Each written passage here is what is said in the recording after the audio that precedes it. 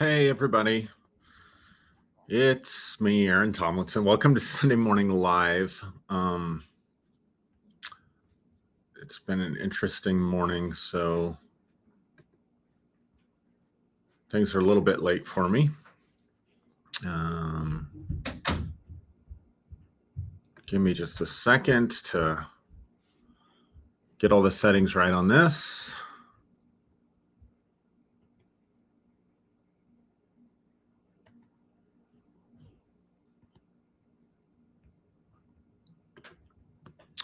So in this episode, I'm going to be talking about the multidimensional self. I think it'll be fun. I'm going to share some thoughts and ideas that I've had with you guys. See what you think about it. Let me make sure this is up and get the settings right on this. Dang it.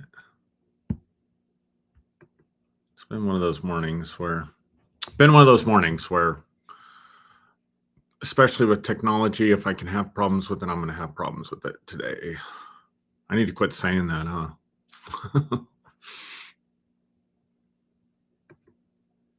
Maybe if I quit saying that, just saying technology loves me and I love technology. And technology always works out for me. I might experience that.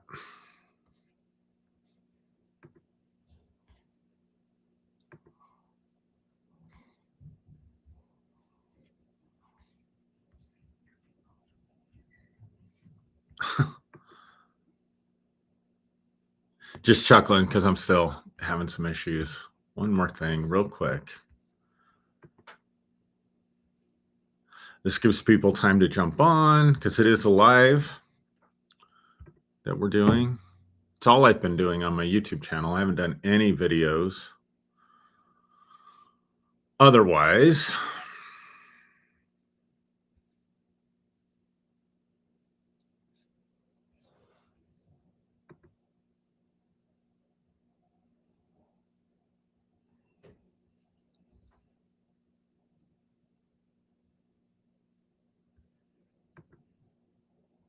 Okay, great.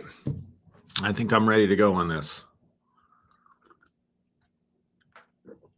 Hope everybody's doing good out there, enjoying life, enjoying your fall. Unless I guess you're in the Southern Hemisphere, and then maybe it's spring. I've heard a rumor that that's true. If you're watching in the Southern Hemisphere, can you confirm that for me? Is it in fact springtime for you? I've also heard, so I do know this for a fact, that water spins a different direction when it's draining. I have been at the equator. So that's kind of cool. When you're at the equator, they do a demonstration for you with the water. You know how the water spins when it's draining, or like when a toilet's flushing. So they take you, 50 feet north of the equator and do a demonstration for you, and it's spinning one way. I can't remember the directions. I don't pay that much attention to it when I drain water, flush my toilet, or whatever. And then they do it 50 feet south of the equator, and then they do it right on the equator, and it just goes straight down. So it's pretty amazing, pretty interesting phenomenon there. So I have been south of the equator, but just barely into the southern part of Kenya there. So anyway, that's a story for another time, I guess. Hope everybody's doing amazing out there. I'm excited about the topic. Anytime I get to talk about the self, our potential as human beings, consciousness, I enjoy that. And so we're going to discuss some stuff today that hopefully will help you understand a model of just who we are, the multidimensional self. That's another thing I titled this was the multidimensional self, or the non-dual. How about the non-dual multidimensional self for a title for this? All right, so let's just get into it. So one of the things that I've been reading about I've been doing quite a bit of reading, and I didn't brush up on this before this talk or this presentation, so bad on me for that. But I'm sure some of you out there are familiar with the concept that the theory that we are living in a holographic universe. Not that what we're experiencing necessarily is a hologram in the traditional sense, but that we live in a holographic universe.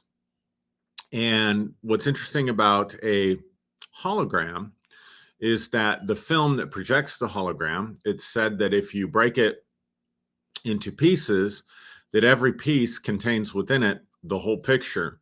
And no matter how small a part you break it down to, every piece contains the whole. So if you have just a broken piece, if you still have one piece of the hologram, even if it shatters into pieces, you still have the full picture of the whole hologram in that small piece, because that's necessary in order for the hologram to project and in order for it to work. And so it's this idea that the universe kind of reflects that same thing, that the whole pattern, if you will, is in the smallest parts of the universe. So it is interesting, right? When we look at molecules, atoms, and cells, that they generally, in the sense that they are circles and everything is circling and orbiting. And then you look out in outer space and you find that even galaxies are circling and orbiting things like black holes, which implies perhaps there was a giant star at one time in the middle of the galaxy. And there are all these spheres that are spinning around other spheres in circles. It does kind of imply that the smallest part is like the whole. Why am I talking about this? Because I want to talk about what does this have to do with the self? I want to talk about this ancient idea, very ancient idea that we find in,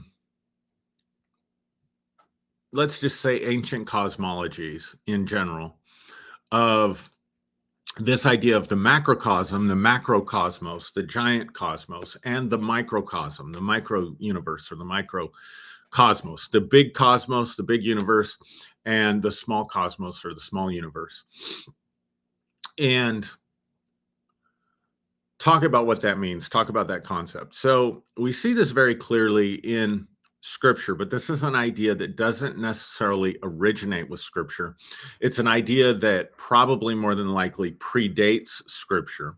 A lot of things that we blame, let me just say this, the more I research, the more I find out, the more I discover, especially going into the areas of philosophy, the more I realize that the church and the Bible gets blamed for a lot of stuff that isn't the church or the Bible or religion's fault at all.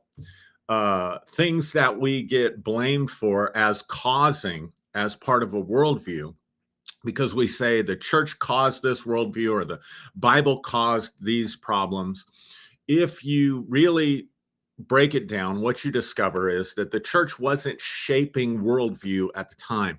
The Christian movement, whatever you believe about where it got started, was not shaping culture at the time, but it was becoming enculturated. It was adopting aspects of the worldview and the perceptions and the beliefs and the dogmas of the culture and figuring out how to incorporate those things into its new faith. And a lot of what we call the church fathers, particularly perhaps the ones that are most sainted, like in the West, like Saint Augustine, who I don't believe is sainted in the church in the East, but is sainted in the church in the West, was openly trying to reconcile Christian dogma with things like what we call Orthodox Christian dogma, with things like Neoplatonism or Gnosticism. There were elements of all these things that were being incorporated in. The Old Testament scriptures, the Israelites get blamed, or the Jews get blamed for having plagiarized other writings or things of that nature. And to be honest with you, I think while I know there are some scholars that make those arguments, I think that anyone that thinks that the Old Testament, the book of Genesis, the creation account of the book of Genesis was plagiarizing. Not plagiarizing wasn't a thing back then, by the way, because there wasn't a printing press. Most people couldn't read. And so this idea that you owned intellectual ideas didn't exist, and that you needed to be financially compensated for your creative work didn't exist. Those kind of systems and structures and ideas didn't exist. So in that sense, plagiarizing is completely a misnomer. It's a completely false term. But people will say, the writer of Genesis and the creation account plagiarized the Enuma Elish account of creation, or this and that other thing, was borrowed from the Babylonians or the Egyptians or the cultures of the day. And the truth is that there was a common worldview, a common idea about creation, how it worked, a common idea about how creation occurred that existed throughout the ancient world. And so all of their writings are going to reflect similar ideas because they all reflect the same sort of worldview. They're all products of their time. So it's really kind of a cheap shot for people to say, well, the Bible plagiarized these other writings. That's just your kind of religion rage gone astray. And probably you've never read, for example, the accounts of the ancient creation accounts that occurred and compared it with the biblical creation account. Again, obviously there are similarities. What am I getting at? What I'm getting at is that there is this idea, because I'm going to use scripture, and I know that for some of you, scripture isn't authoritative. So I'm trying to lay some groundwork for why I think it might be credible as a way of looking at the world, if we can grant that there is anything that ancient cultures or ancient philosophies or ancient peoples have to give to us today, or that they might know something about the nature of humanity that we don't know. Just because, as far as we know, they didn't have airplanes, or they didn't have billionaires that were taking their friends into outer space, or they didn't have electric cars, then we think they were just idiots and ignorant. I think it's very arrogant. I think that's a very idiotic and arrogant statement to make. I think it's very arrogant and ignorant. Go try reading some of the philosophers of the ancient world and just let me see if you can even understand what they're saying. Some of their philosophies, especially about consciousness, especially about humanity, especially about life and the meaning of life, and the deeper dimensions of the cosmos, are brilliant writings. They're certainly not the writings of idiots that were just basically barely out of evolutionary caves and carrying clubs and dragging their women around by the hair, or whatever it is that we think about ancient people. It wasn't that at all. There's some brilliant stuff in there. And they have this idea of the macrocosm and the microcosm. And we see this in the book of Genesis. So if you start with, and I'm going to trust that most people are relatively familiar with the first few verses of the book of Genesis. In the beginning, God created the heavens and the earth was without form and void, and darkness was over the face of the deep, and the Spirit of God was hovering over the face of the darkness. And God said, "Let there be light," and there was light. And God saw the light, that it was good. All right. So when you break that down, essentially the ancient writers are including in their cosmology the four elements, because the four elements of earth, wind, fire, and water were essential to all creation, and actually essential to all alchemy, all magic. And so this is embedded in the first part of the book with creation, of course. So you've got water, you've got earth, you've got God saying, "Let there be light." So you've got fire. And the word spirit in the original language, in the Hebrew, is the word ruach. And the word ruach is the same word that's used for wind or air. So in the beginning, you have earth, water, fire, and air. You have the four elements.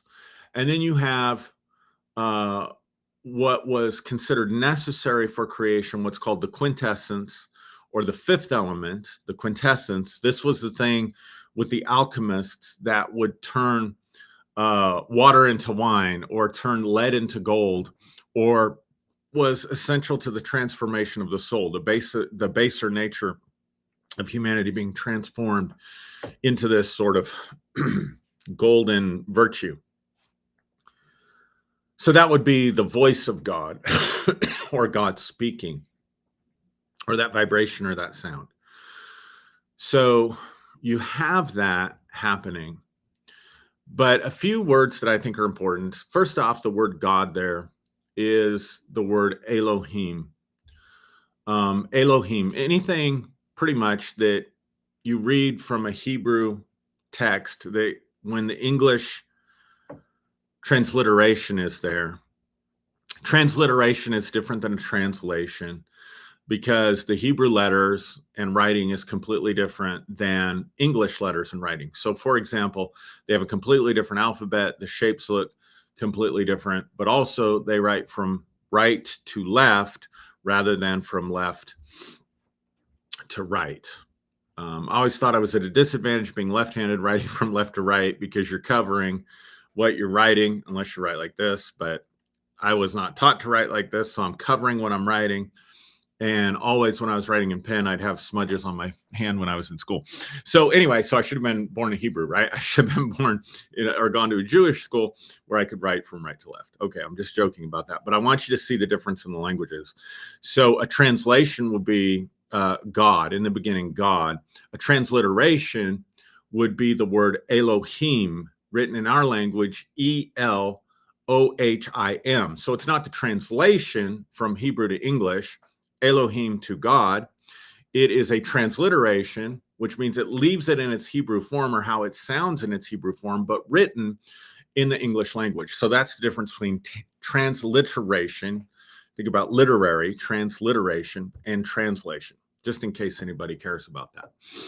So the transliteration of the word God is Elohim. And anytime you see in a transliteration the I am at the end of a word, then you know that that word is in the plural.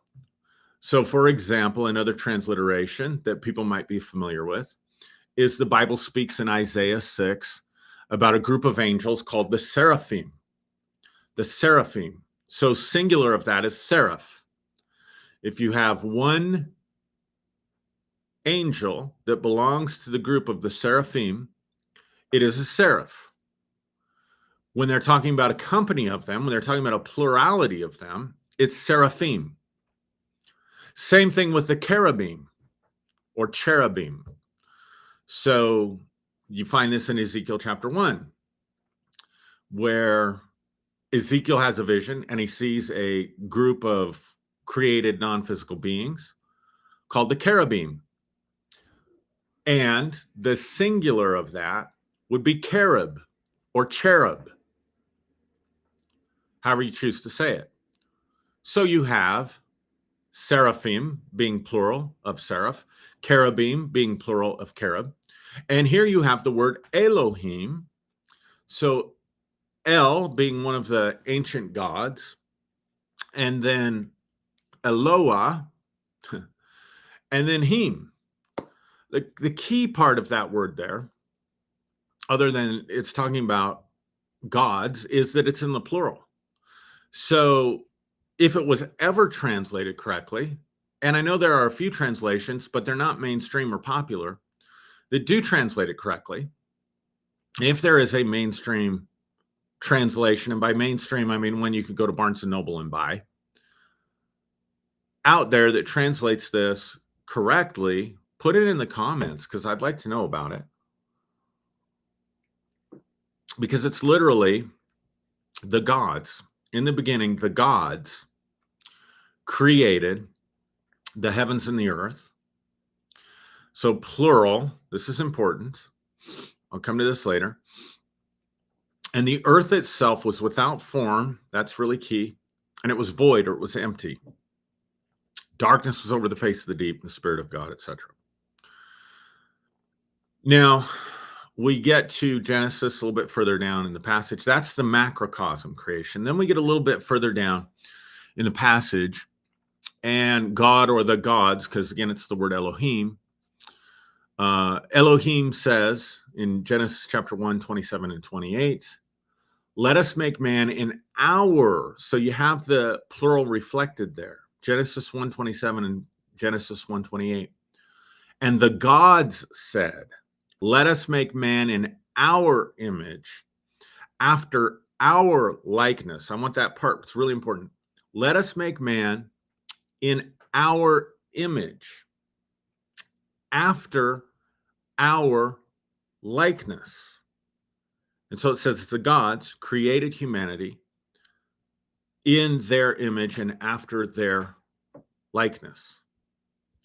There's a plurality there, a plurality of a divine council, what they would call a pantheon, gods, plural, creating humanity in our image. So potentially multiple images. This is where we begin to see from ancient texts, ancient writings, or the scriptures, the idea of the macrocosm in Genesis 1 and the microcosm, we'll see in a minute, in humanity being made with multidimensional images, if you will. In our image, there's a plurality of it, and it's coming from the Elohim, the council of the gods, which in ancient times, that's what the Elohim was. I think it's in Psalm 82. It says, God stands in the council of the gods and judges among the mighty. Something like that. Or he stands in the council of the mighty and judges among the gods. Jesus quotes from that passage later in John, where they're accusing him of blasphemy because he's making himself equal with God. And he says, in your own writings, God calls human beings gods. So why are you accusing me of blasphemy? But anyway, that's another story and teaching for another time. Now, if you go into Genesis chapter 2, now, some people are aware of this, some people aren't. Scholars tend to believe, and I think the argument is very compelling, if not totally convincing, that there are multiple stories being told, the same story being told from different perspectives by different authors, and that the Old Testament is a tapestry that is woven together of different oral traditions and different belief systems that existed throughout Israel. And so the Genesis 2 account is considered an alternative creation account. So Genesis 1 is considered a creation account from the Elohim perspective, and Genesis 2 is considered a creation account from the Yahweh perspective. But again, these are not just two different stories that are put together. There's an editor and an author that's weaving this together, and they do it in a beautiful way that shows the macrocosm in Genesis 1 and the microcosm in Genesis 2. Because in Genesis 2, we get more to the way in which it is said that the gods created man. And it doesn't say anything about being created in the image of the gods or being created in the image of Yahweh. It doesn't say anything about that, but it does give us a little bit about how man was created. And we want to keep in mind what I said from Genesis 1 about how the macrocosm was created. I hope this isn't boring you and I'm not losing you. I'm not seeing a lot of comments today. But hopefully this will be of interest to you. Let me just check something real quick. So we get to Genesis. I want to say I'm doing this all from memory, so you have to forgive me if I have some of this wrong.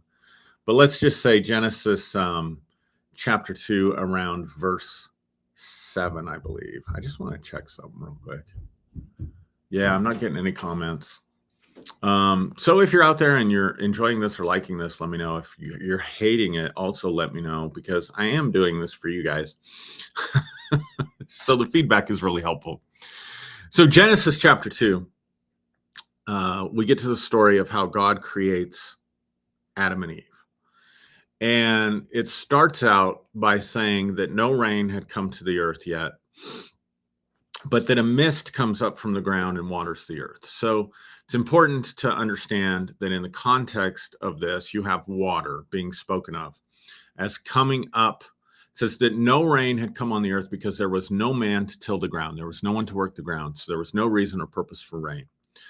And that a mist came up from the ground. So there's water, and ground, there's the earth, right? So those are two really important elements that we have right off the bat: water and earth. So when it says that God formed man from the dust of the earth, it's important to recognize that in the verses prior to that, we discover that the earth was watery. That the earth was moist. It was being watered. So it wasn't just dry dust. It was clay. Probably be a better translation. God formed man from the clay of the earth would probably better represent the intention of the author there. So you got water and earth. And then it says, and they formed him. Remember in Genesis chapter 1, it says the earth was without form and void. So it's bringing you back as the reader. Genesis 2:7 is bringing you back to Genesis 1:1 as a savvy reader to recognize that just as God, the Elohim, hovered over the face of the darkness when the earth was without form and void, and hovered over the face of the deep. So there's water and there's earth that it's hovering over, but everything is without form and it's empty. In the same sense, now, as God is getting ready, or Yahweh is in this account is getting ready to form or create humanity, he's hovering over earth and water. So again, the four elements are part of this picture. We'll see the air and the fire is a little bit more subtle, but we'll see it in a minute. So in the very same way that the Spirit of God was hovering over earth and water that was without form and void, now we have God forming man from the clay of the earth, the dust of the earth is how it's said in English, but again, water and earth together.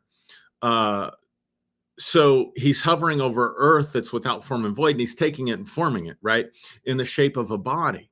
So you've got the earth and the water, and then it says something interesting. It says God breathed into man. So there's your air or your wind, the third element. God breathed into man the breath of life, and man became a living soul. Now, if you break down the language in this, and you compare the language that's used in Genesis 2:7, or wherever it is in there that it says God breathed into man the breath of life, and you compare it and run it throughout the scriptures, the way that word breath of life gets translated, or maybe it's breathing, one of those two words, the way it gets translated, it's the idea of igniting or blowing upon a fire, or igniting a fire, if that makes sense to you. So using a blowpoke or something to get your fire going in your fireplace, or if you're out camping, blowing on something to get it to fan into flame. That's the idea of breathing, right? So there's the fire subtly implied. So you've got water coming up, watering the earth. You've got the earth then, obviously, self-evident.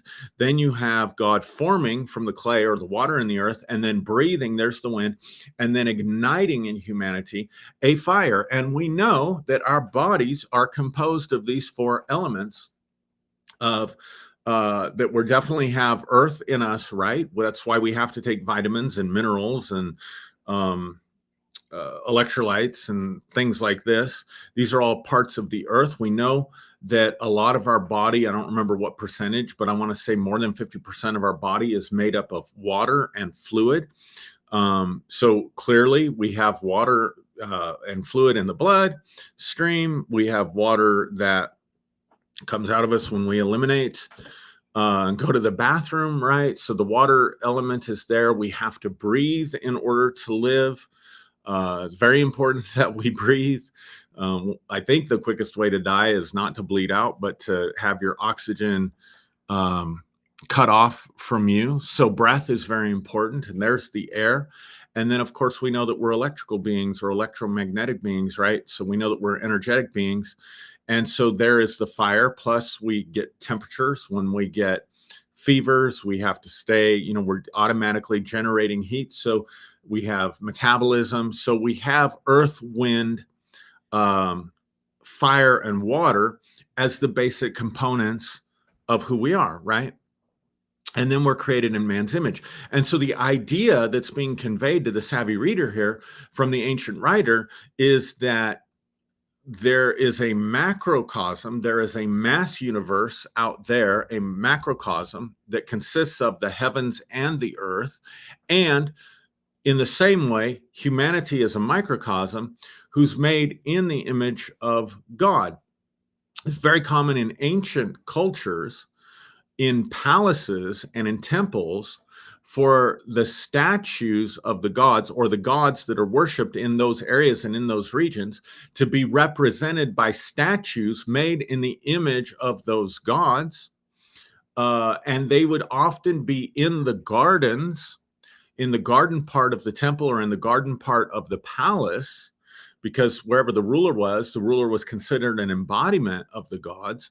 Pharaoh was considered to be made in the image of, I think it was Ra, the sun god, but I might be wrong about that. Again, it's been a while since I've studied this stuff, and it's morning still. So it's my excuse if I'm not at the top of my game. So hopefully so this idea then is being presented in the Garden of Eden story, that Adam, and he's to have dominion over the fish of the waters and the animals that walk on the ground and the birds of the air. Adam's to have dominion over all of that. So in a sense, Adam in the image of God is to be God over the earth. Here again, we see this concept when put in ancient cultural context of a God in the garden, or that which represents the God in the garden, reflecting the image of God, and then tilling the garden or taking care of the garden or lording over the garden, if you will. So there's this idea of the macrocosm, the microcosm. Now, something else that's very much part of the ancient worldview is this idea that there are invisible layers to the heavens, that there is a physical creation represented by the earth, and there is an invisible creation represented by the heavens. So in the beginning, God created the heavens and the earth. And it's understood that the earth is populated with an animal population, right? And that the heavens are also populated with various different types of beings and creatures and entities, angels, already mentioned, like the seraphim and the cherubim and whatnot. And also this company of Elohim, or the gods that were worshipped. So in actuality, at least in the beginning, the Abrahamic faith was not monotheistic in the sense of belief in just one God.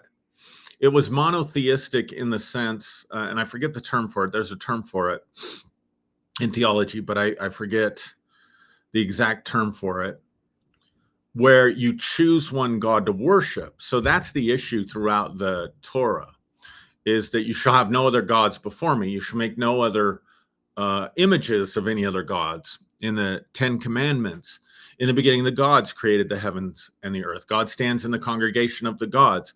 You shall have no other God before me. You shall not worship and serve or follow any other God. The idea is that there are many gods that exist.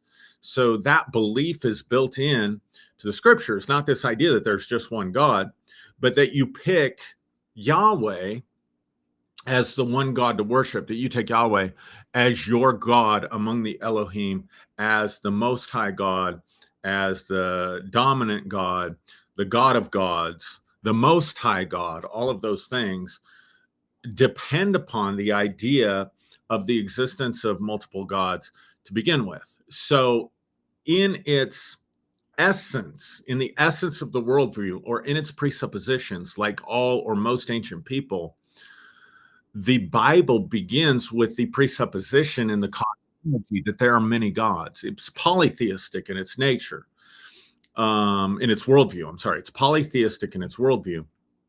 And it's monotheistic then. That's really not the right term. But it's the idea is you should only worship the one God. Okay, what does this have to do? Again, I've spent a lot of time on more than 30 minutes on the introduction, laying the groundwork. What does this have to do with us? And what does this have to do with the self? So that's a good question, because I got so wrapped up in all that stuff, I forgot what the point of my message was going to be today. No. I want to talk. Okay, so I want to step back and I want to look at these things from a modern perspective based on some really what I would consider sort of brand new and cutting edge type of cutting edge thought out there from some people who I think are incredible thought leaders that I reference all the time. But there really is a shift in a lot of academia, tremendous shift in academia happening, actually. More openness than I've ever seen in my entire lifetime among academics to be open to a worldview that includes the unexplained, that includes the paranormal, that includes the spiritual. In fact, at the university where I work in my department, we just hired a spiritual coordinator, or I can't remember exactly what her title is. I think it's like spiritual wellness coordinator or something like that. Is now an official position at the university where I work. They're offering classes in mysticism. They're offering classes in shamanism. We have a meditation room. You walk into the meditation room and there are diagrams of the chakras and various different things, yoga being taught on campus, stuff like that, things that never would have happened. Even 7 years ago when I started there was no openness to this kind of thing. But we're seeing a shift in academia, and there are thought leaders out there like Bernardo Kastrup and Donald Hoffman. They are the most accessible, I think, to common people like myself. In other words, I don't have any kind of degree, maybe never even took a class in their field of expertise or fields of expertise, but yet they can talk and take these theories and speak in a language that I can consume and get a hold of. So that's why I reference them a lot. They've published some books. They've got a lot of podcasts and interviews and stuff like that. That's moving back more towards a worldview that philosophically is called idealism rather than scientific materialism. In other words, it's recognizing that science is built on philosophical presuppositions so that they themselves cannot be scientifically proven, and moving towards an idealism. And idealism, there's various different types of idealism, but idealism says that consciousness is fundamental reality. Matter, or these things that we can touch and feel and see and hear and sense in this physical realm and physical dimension, everything outside of us and external to us, including these bodies. Not these bodies are outside of us, but you'll see what I mean in a minute. They are certainly part of us. But that's not base reality or fundamental reality, but that consciousness is base reality. Now, if you believe in this concept at all, of the microcosm and the macrocosm, then it's absolutely self-evident to anyone who's willing to be intellectually honest and objective that consciousness is base reality for you. Consciousness is fundamental reality for you and for me. This goes back a little bit to ideas of even René Descartes in the French school of philosophy. This idea that I think, therefore I am. In other words, the one thing that I can be certain of, the one thing that I can be absolutely certain of, is that I exist because I'm experiencing my own thoughts. And if I begin from there, that I exist because I think, therefore I am, if I begin from there, fundamental, then I can begin to observe and understand the world around me. So that even though René Descartes was crucial, his philosophy, as I understand it, was crucial to scientific materialism becoming predominant in the culture for a short period of time. I think it was a very short-lived period of time, because in the early 1900s, early 20th century, idealism was definitely the predominant worldview.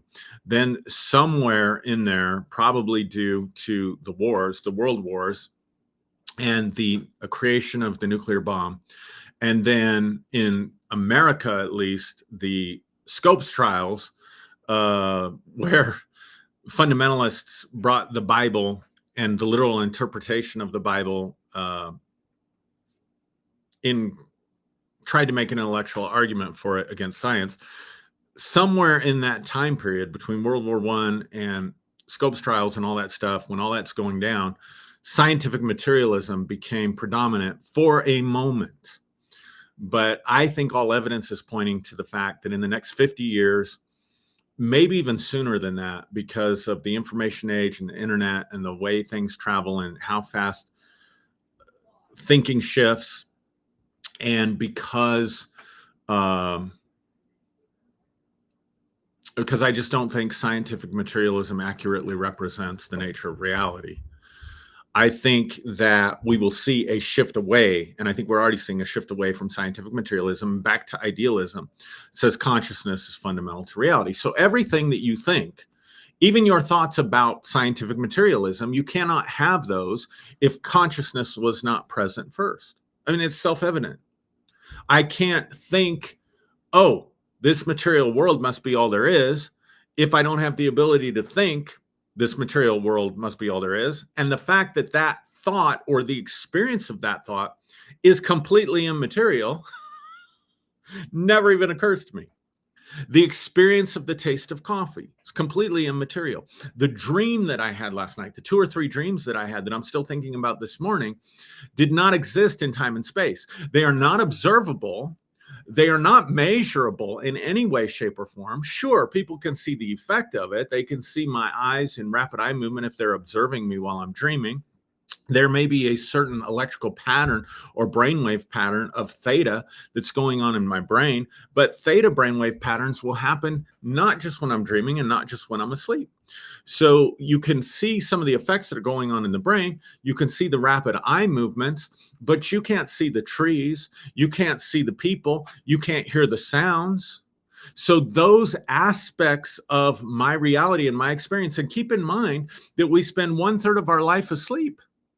And so those aspects of what I'm experiencing are absolutely not observable to anyone in a scientific community. It depends 100% on my self-reporting, which is why dream interpretation and dream analysis that began at the dawning of the school of psychology with people like Sigmund Freud and Carl Jung is not even talked about in most universities, not even a class in universities, because psychology, which was part of the field of humanities, when scientific materialism became the dominant worldview in order to survive or to be taken seriously as a science, said we don't want to be a humanity. We don't want to be in the humanities department. We don't want to be part of literature and art and the fine arts and all of that stuff. We want to be a legitimate science. So to be accepted as a legitimate science, anything that was not measurable,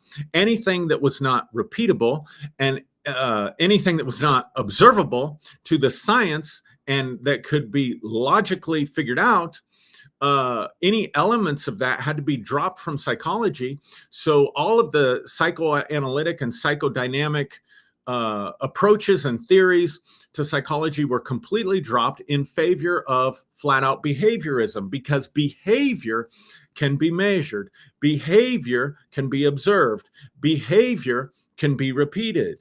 But we all know that behind behavior is motive and intention. Motive and intention are not observable. They are not measurable.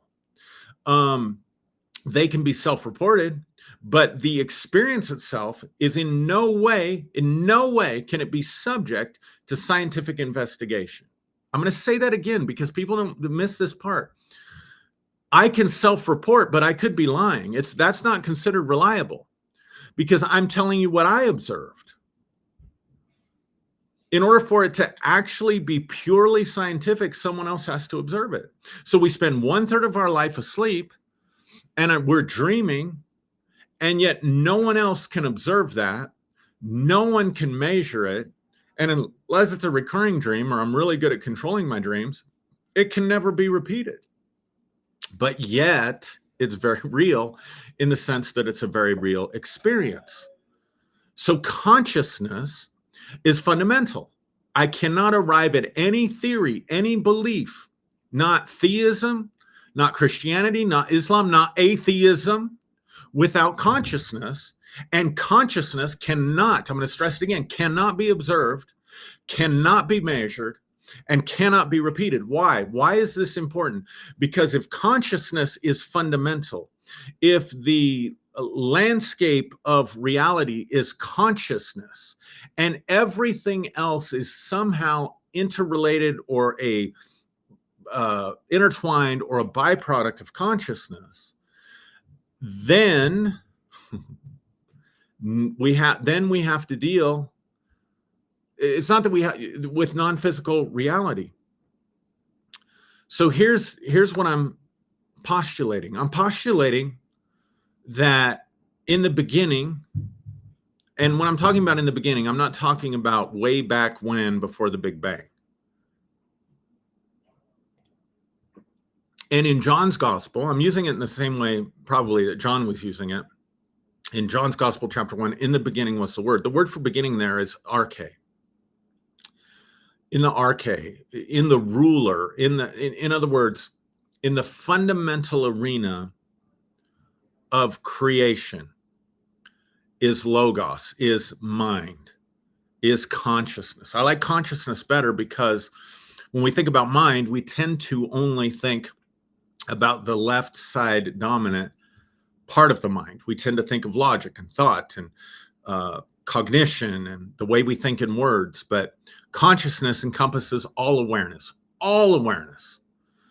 from any desire or feeling or emotion or imagination or creativity or inspiration or logical thought. All of it is included within consciousness.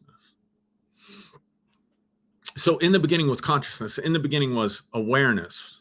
In the beginning, not first, not before everything else, but in the deepest core of what is. And that's kind of the best way I can understand the Greek word arche there.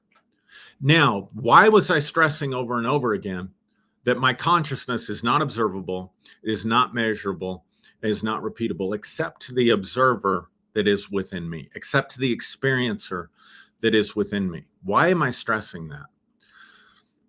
Because it's really important to understand that when we're talking about non-physical realms, call it the spiritual realm, call it the astral realm, call it the heavenlies, call it the one of the three planes of shamanic worldview, the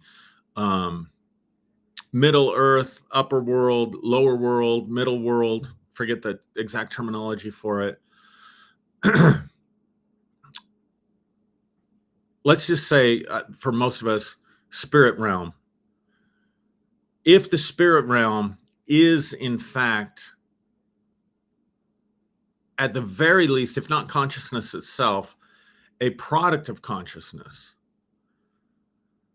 then in this world of consciousness, in this world of spirit, because it is not observable and it's not measurable, then we cannot think of it in terms of dimensional time and space like we experience our physical walk, our human reality. What am I saying? I'm saying this is a place, if you were just in pure consciousness, oneness, people are after oneness today. All this talk about oneness. So much talk about oneness and non-duality that it's almost become cult-like. It's almost become like, I'm enlightened because I'm non-dualist, or I've understood oneness, and so therefore I've arrived. And if you haven't understood oneness, then eventually, maybe if you're, if it's your time and your karma's right, eventually you'll come into seeing and understanding oneness as well. And the truth is, think about it this way. If I had oneness with consciousness or with all that is, if I was one, experiencing oneness with all that is, I would have nothing. Literally, I would have no experience. The best illustration I can give you is this. Let's say that every thought, every emotion, every imagination, every dream, every possibility that everyone ever had, including sentient beings that are not from Earth, and including angels and demons and God and any other mind that might exist in this super mind, in this super consciousness, in this mind of the universe or mind of God, or what John calls the Logos. If I were to experience, how would I have an experience with that? To me, it would be like having a radio that's tuned into every station around the planet. Everything that's being broadcast by radio, or for younger folks that maybe don't use radio anymore, whatever, a cell phone that's tuned into every call that's going on around the planet in all the different languages, and it's all coming at me at one time. How in the world am I going to, here's the key, make sense of that so that I can understand any of it? How am I going to understand any of it? How am I going to experience any of it? And how am I going to learn and grow from that? So somewhere in this arena of consciousness, in order for us to be able to navigate it, there needed to be a denser reality. There needed to be a substance, something that would filter the vast majority of that stuff out. So if you could think about it this way, in the space of infinite consciousness, your physical body creates a fence, creates a little square. So if you could imagine, let's just do it this way. If you could imagine infinite consciousness as a circle, and then there's a square somewhere inside that circle that serves as a fence, as a blockade against all the different aspects of what's happening, so that a small, in this case, a minuscule bit of information can get through. And this denser reality of matter also offers the opportunity to compare and contrast, because comparison and contrast is essential to experience. I cannot know what cold is if I don't know what hot is. I cannot know what dark is if I do not know what light is, etc. and so on. I cannot know what up is without down. But again, we're dealing with a space that has no dimensions. So we create a dimensional reality so that we can experience this within that which is dimensional. And the density of our bodies, the density of matter, creates a space in which we can have our own thoughts, our own feelings, our own desires differentiated from the whole. I think that's what's going on. Now, from some Eastern perspectives and some spiritual perspectives, it's this little square, it's this little space that we have where we have the sense of our own desires. We have the sense of our own self, of our own experiences, of our own thoughts, of our own emotions, of our own feelings. This is the problem, and this is the cause of suffering and all of that stuff. And so the goal is to be able to get rid of that and merge back into this one consciousness of which we are a part.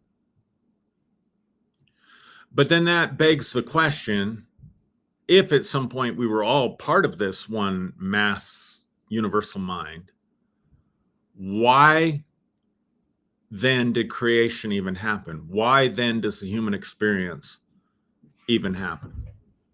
And I'm sure there's answers for that. I'd be interested in engaging with that and finding out about that. But from this perspective, then, the microcosm, we're part of the whole, right? Part of the macrocosm, part of the big circle, but also part of the microcosm because we're the square inside the circle that allows for us to have these experiences. Now, let's get to the practical side of this. All of this to say this. When we have spiritual experiences, we have experiences with non-physical reality. Angels, Christ, spirit guides, telepathic links with aliens, temporary, possibly, telepathic links with other people, precognitions, out-of-body experiences. People are seeking out-of-body experiences. They're seeking astral projection. They want to know how to contact psychic powers or psychic abilities. So the ability to contact deceased loved ones, let's say, because that's typically where people's minds go when they think of psychics. Or intuitive healers, the ability to somehow telepathically know what's going on in a person's body that is diseased or diseased, and to know how to correct that or to know what needs to be done to fix that.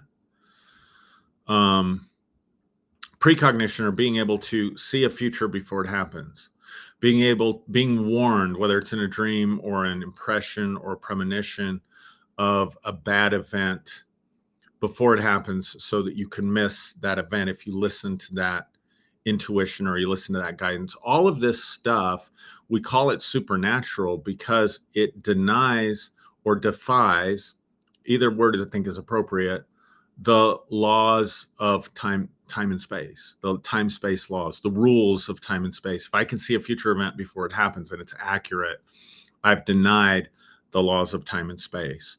If I can telepathically receive information and it's accurate, I've denied the laws of space, right? So the question becomes, and the question was posed to me by a number of people this week, if, all this stuff is in us, then how does that, then are other people in their consciousness in us as well? If we are divine or we're part of the divine, then is all of it in there? Hopefully that question makes sense. And so the answer would be, the way I would answer it is I would say this: because we're dealing with a reality that cannot be observed, cannot be measured, then dimensions, is it out there or is it in here, are not as relevant as we think.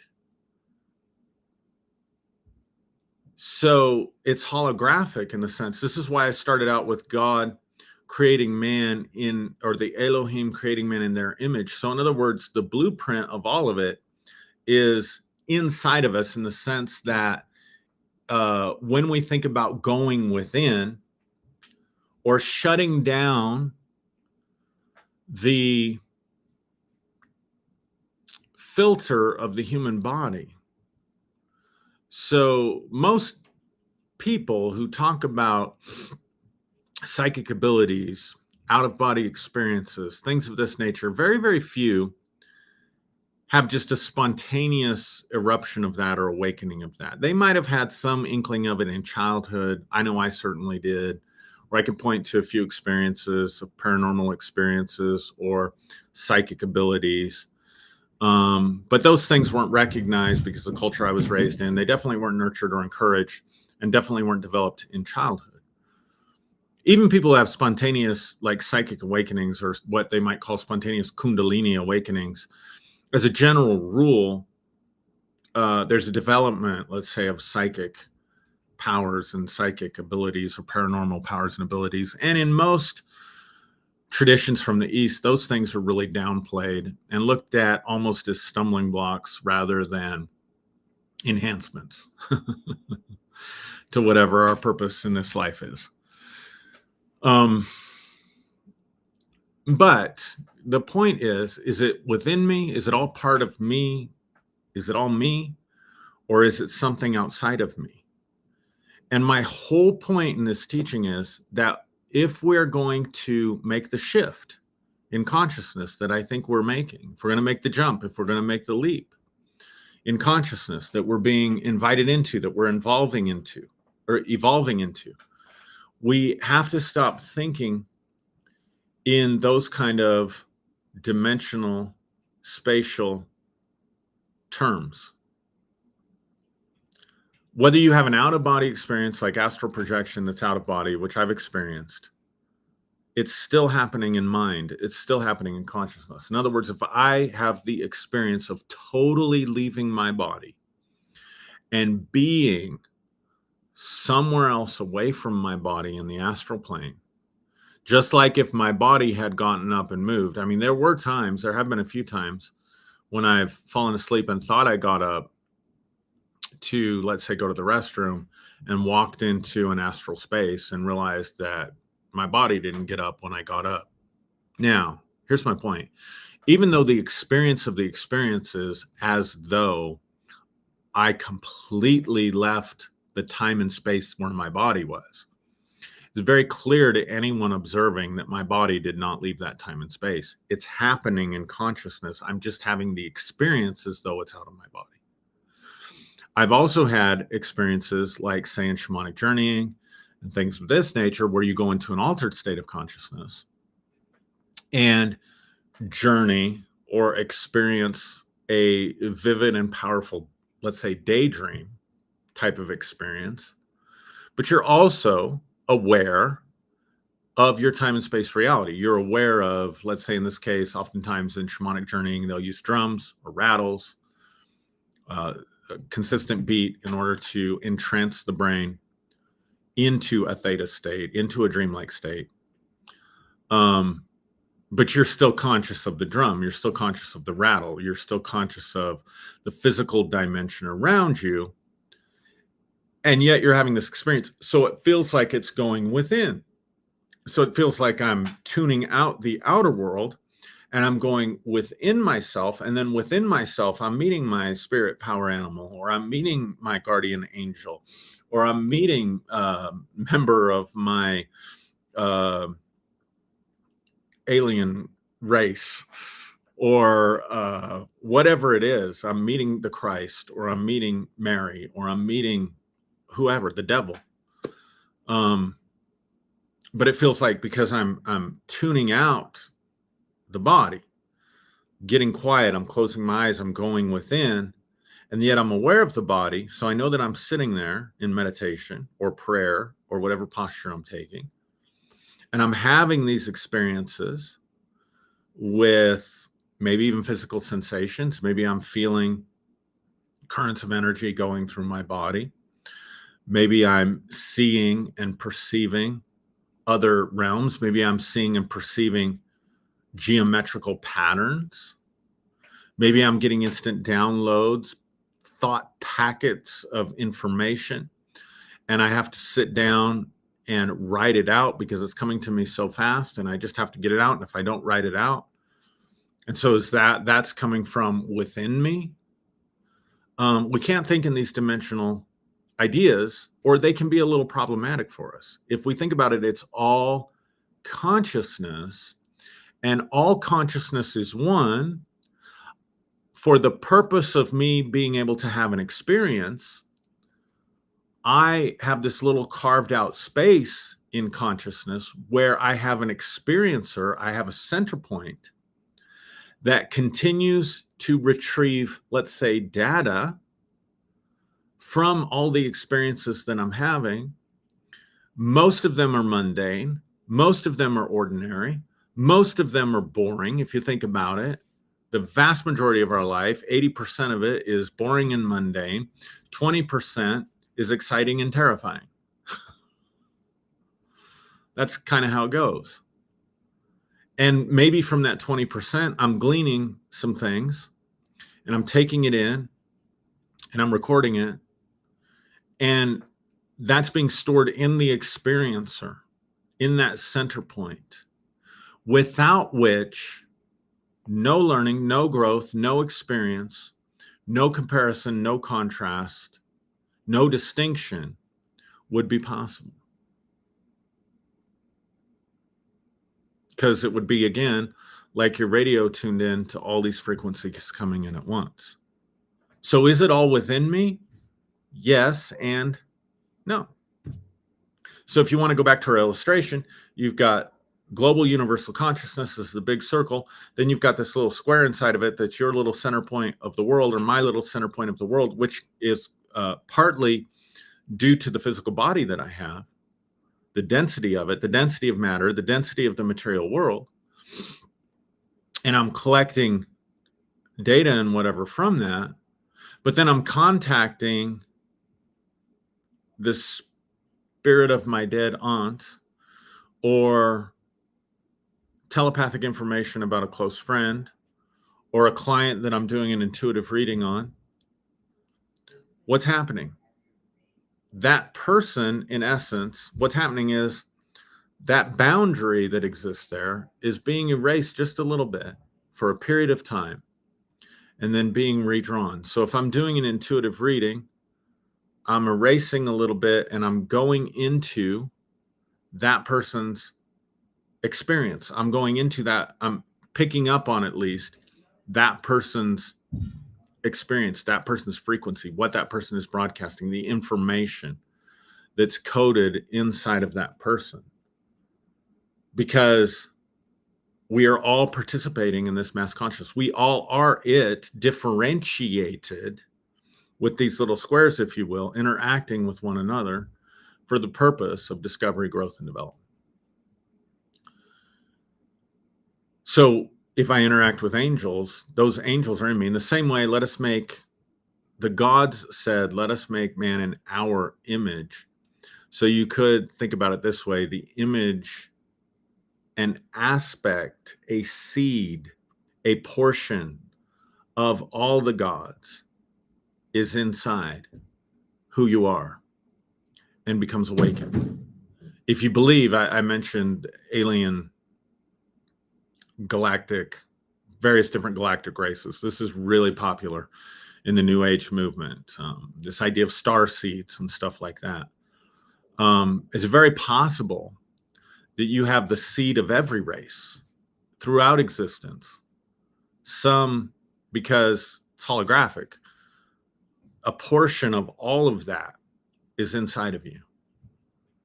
And perhaps then a way to understand or explain the experience is that if you believe that you are a star seed from the Arcturians, let's say, or from the Syrians, or whatever, that a portion of that is always in you. And if you interact with it, that seed breaks open. That consciousness breaks open. It awakens. The Buddha is in you. The Christ is in you. Archangel Michael, Michael, is in you. By the same token, Lucifer is in you. Satan is in you. The accuser is in you. All of that, all of it. And again, I'm using the word in with maybe a different perspective of what it means to be in. All of that is there. The potential for all of that is there. And whatever gets activated, whatever gets most of your attention, whatever you give most of your time to, is going to be the thing. So that entire seedbed of all of that is in you. And whatever seed gets nurtured is the part that is going to be formed inside of you. In other words, you could look at it this way, that in the chaos of the universal mind itself is without form and void and dark and deep. And somehow we came into this formation as the person that you are today, the person that I am today. The sum total of all our personal histories. The sum total, if you believe in past lives, of all the personal histories of our past lives, has come to this point in time right now.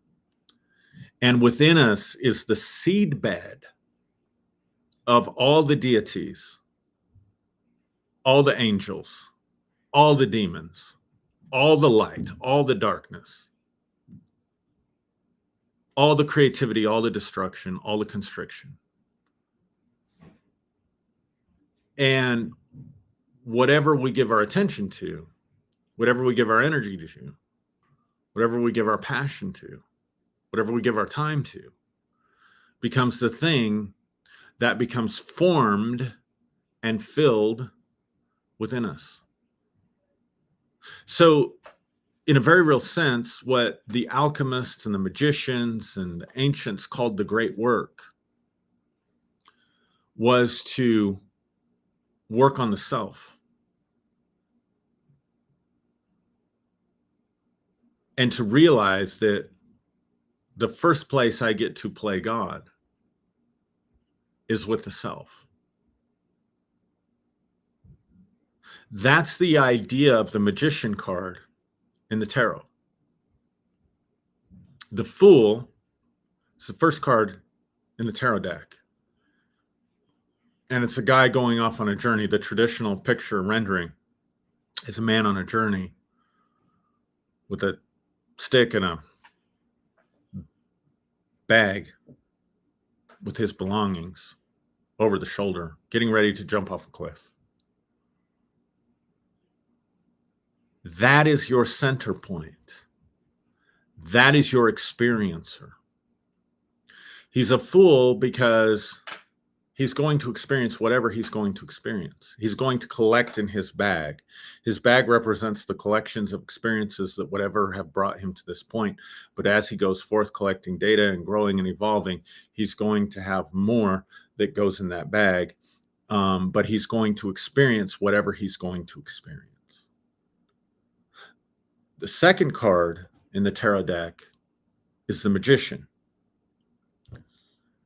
And in the traditional image, the magician has his wand raised up, able to receive the light power. This goes back to the work of Eliphas Levi,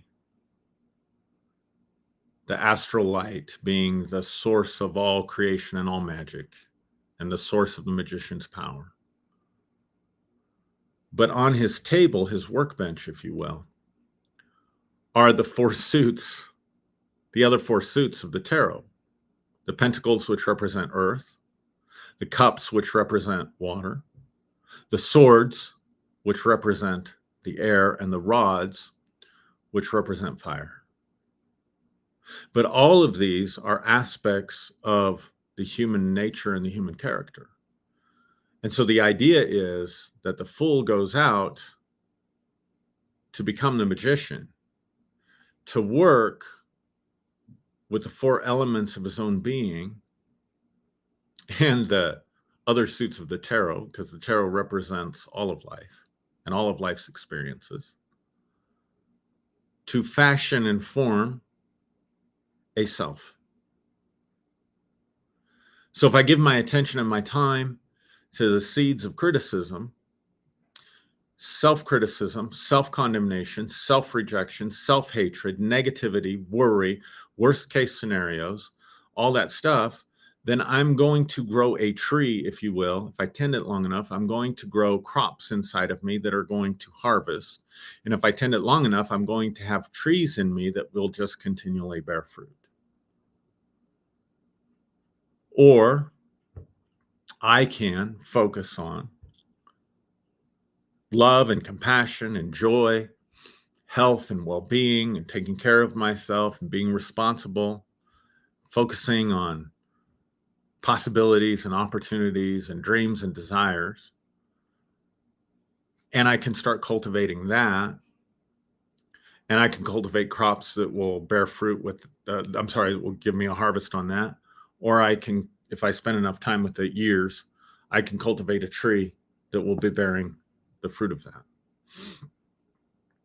These are the ideas that are embedded within all the great philosophies.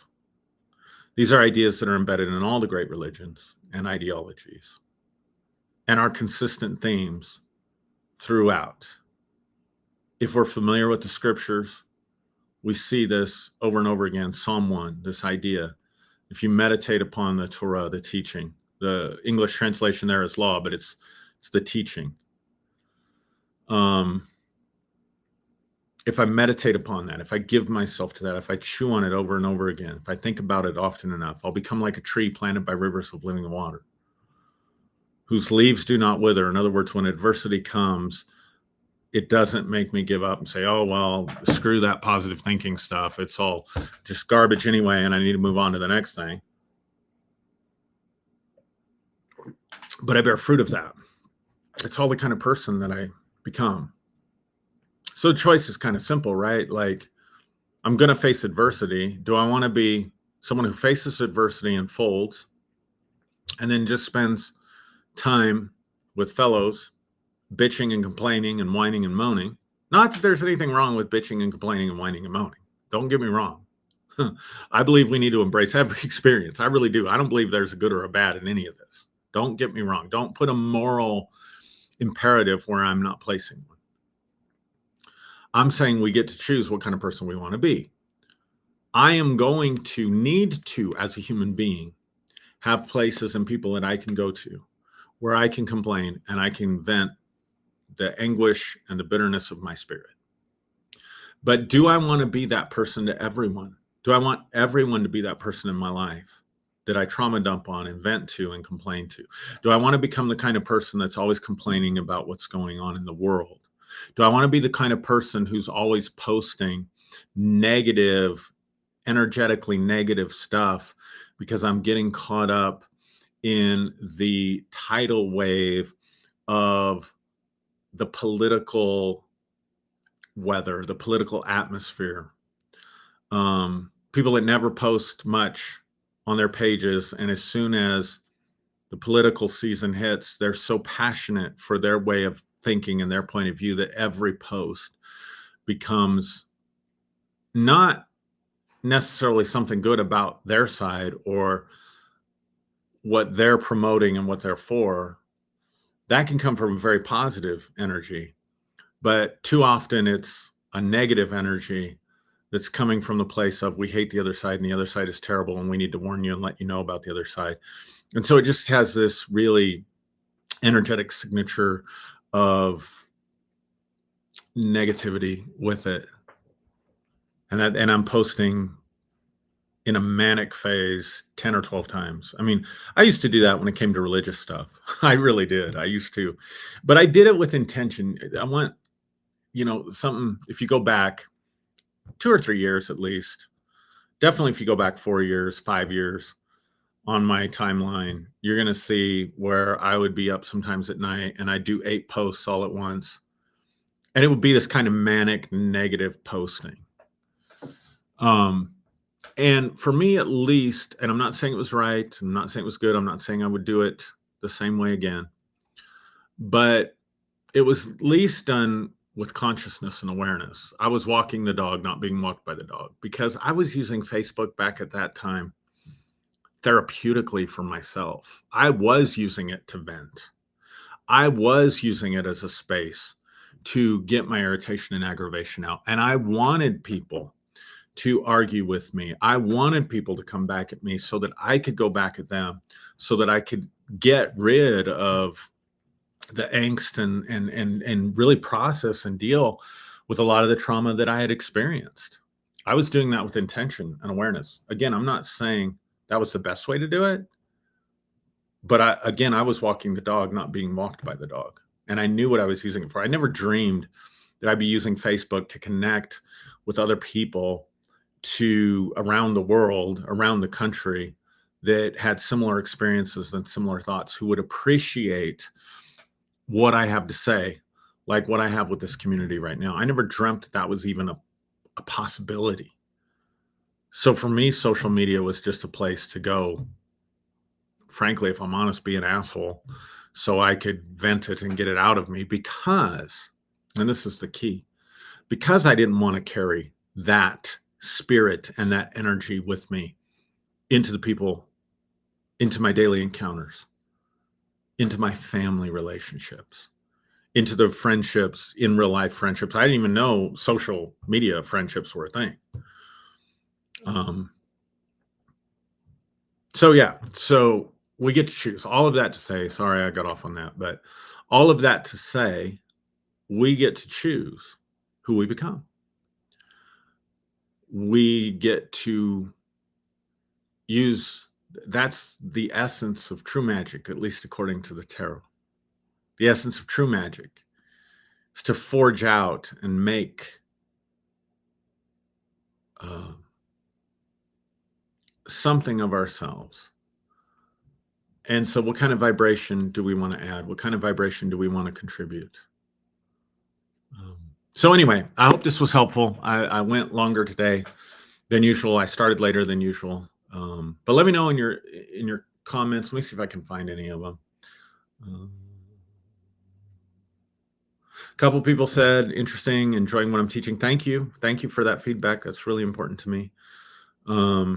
Someone says David Hawkins is great on study of consciousness. I'm very familiar, not very familiar, but I'm relatively familiar with David Hawkins' work. I think if I'm not mistaken, he's the writer of works like Power versus Force, and I think he has his where he does the hierarchy of various different states and stuff like that. I think I read Power versus Force like back in the late 90s or something like that. So it's been a while.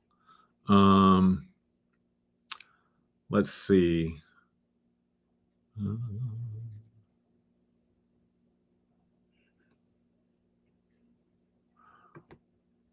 Let's see. Someone says, this is so great, Aaron. I'm definitely rewatching this. So much valuable info. Thanks for that feedback. I really appreciate that.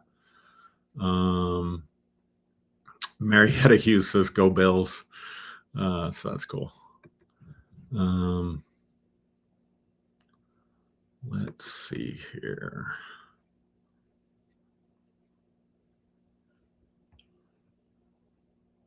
Stormy says, this is great, Aaron. Thank you for the awesome words of wisdom today. Thanks, Stormy. I really appreciate that comment from you.